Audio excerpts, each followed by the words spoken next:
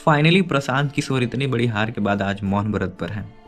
अब सवाल ये बनता है कि जिस तरह से पलटू चाचा पलटते हैं उसी तरह से आप भी पलट गए हैं।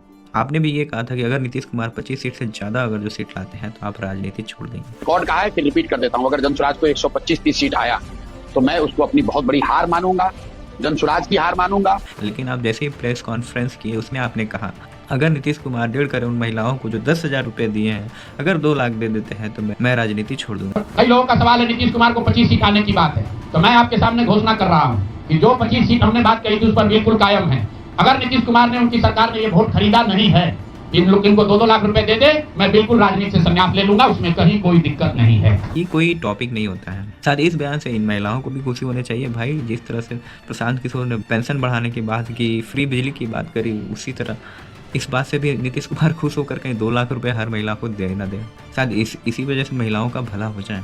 लेकिन अब देखा जाए तो नीतीश कुमार ने भी ये कहा था कि मिट्टी में मिल जाएंगे लेकिन उनके साथ हाथ नहीं मिलाएंगे। मर जाना कबूल है, उनके साथ जाना हमको कभी कबूल नहीं है। ये अच्छी तरह जान लीजिए, समझ लीजिए, सब बोगस बात है। काहे के लिए बोल रहा है? अब चाहे कुछ भी हो जाए उनके साथ हम नहीं रहेंगे। इस तरह के बड़े बड़े जुमलेबाजी और बड़े बड़े वादे भी करने वाले लोग हैं जो अपनी बातों से पलट जाते हैं। ये तो एक छोटी मोटी बात है जो प्रशांत किशोर ने कहा था। आप लोगों को क्या लगता है कि पॉलिटिक्स में इतना चलता है या फिर